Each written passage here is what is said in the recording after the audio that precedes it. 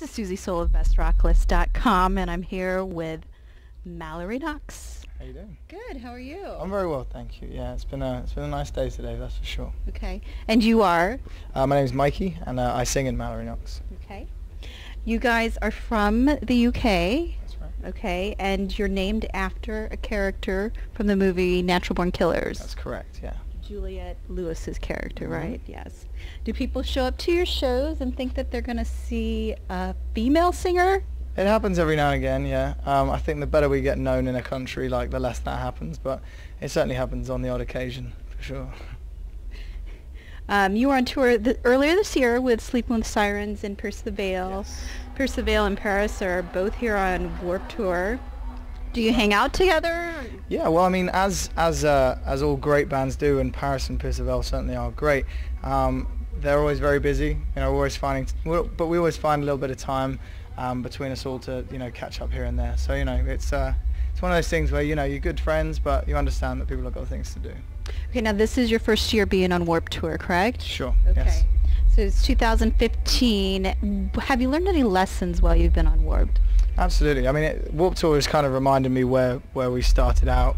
It reminded me where, how much hard work goes into turning a country that doesn't know you into a country that does.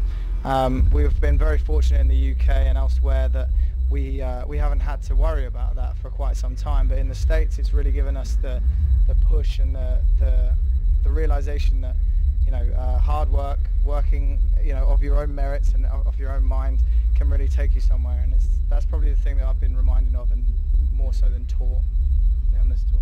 So you've had to do everything yourself, and sure. Yeah, I mean, it sounds so ridiculous, but when you have like a crew around you back home or in another country, you end up sort of resting back on your laurels a little bit. You end up sort of in a position where not that you're lazy, but you have people that do things very well for you. And so coming to a new country where you have like a bare bones crew, that you have to do a lot of the work yourself. It's really refreshing. It reminds you that the hard work pays off, and working hard is the absolute thing you need to do. Okay, so you have a problem when you come to the States. Sometimes you get mistaken for Ed Sheeran. Yeah, that's right. I do quite often. I don't know why I get mistaken for it, but I think it's hairist. It's a new thing. It's hairist. Paris? Because you have the same color hair. I believe so, yeah. I think that's it. I like to think I don't look like Ed Sheeran, and if I do, then I suppose... Maybe your hat today might... Maybe the hat, maybe the cat. I don't know. Who knows? Yeah. Or then you get mistaken for Ron Weasley. Yeah, that one not so much. Okay. No. Where are you from in the UK? I'm from a little town called Ely, which is just outside of Cambridge. We're about an hour north of London, and it's a nice little part of the world, nice little country town. It's pretty nice. What kind of music did you listen to when you were growing up? I listened to a whole bunch of stuff. I mean, when I was very young, I used to sing along with Nat King Cole, Elvis Presley, and Frank Sinatra, people like that, with my dad and my mum. We'd listen to all of that kind of stuff. I like to think that it's kind of half the reason I sing the way I do now, like my vibrato, the way it is sort of quite unique in that respect, and I like to think it comes from their very distinct, powerful, like lower vibrato.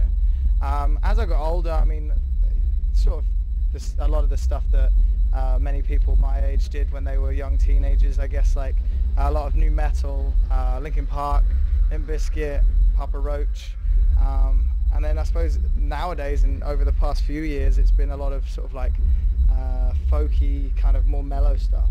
So it's kind of been a bit of a progression throughout my life, but I like to think it's brought me to where I am today.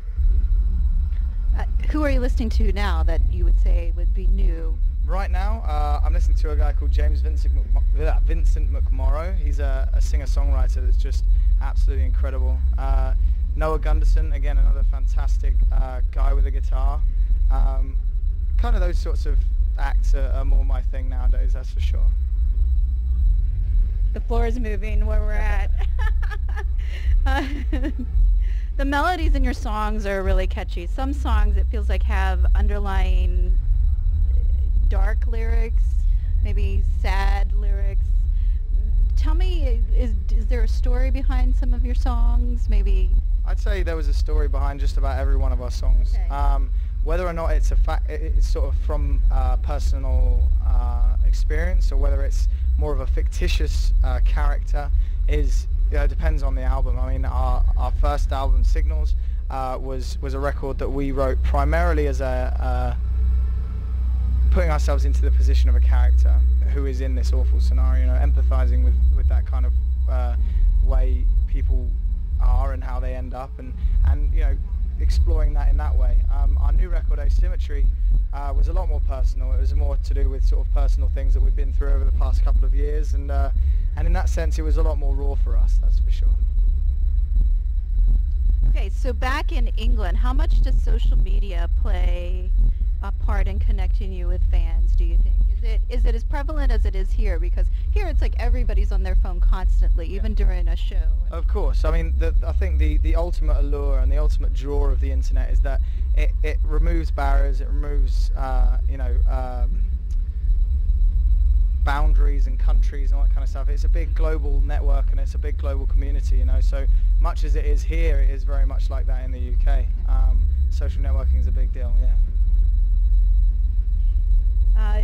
Okay, just for fun, what was the last book that you read? The last book I read, well, I didn't read it. I listened to it on audiobook, which I think counts. Okay, all right. Say it counts. It was a movie called a film. Kill myself. A book called The Martian. Right. Fantastic read. It's actually being turned into a movie right now with what's his name? So it's got the film has Matt Damon in it, so I'm not really sure how that's going to be. I'm not sure if I'm happy about this or not, but I'll watch it nonetheless. Okay, all right, we'll see what it is. I have not read that, so. Sure. What is your favorite food, either here on Warped Tour or in the States or back home? So. Do you know what, recently, I think it's broccoli. I've always been the funniest eater when it comes to veg and stuff, and I've never really eaten it a lot, and I don't know, over the past few months I've been eating a lot of broccoli and stuff, and it's pretty tasty. Do you eat it raw with cheese sauce? Give it a little steam, put some salt and pepper on it. I kind of like it a bit more basic. And this is your favorite food? Right now, I mean it changes quite often, but right now I could kill for a bowl of broccoli, yeah. Oh my gosh, okay. Eat your greens. People are going to bring you broccoli now. No, I really hope they don't. Bring me something nicer than broccoli, please. Maybe cookies or something? Yeah, not broccoli cookies, just regular ones. Thank you. Broccoli cookies. I don't even know what that would taste like. I don't think Good, probably. Thank you for taking the time to speak with us today.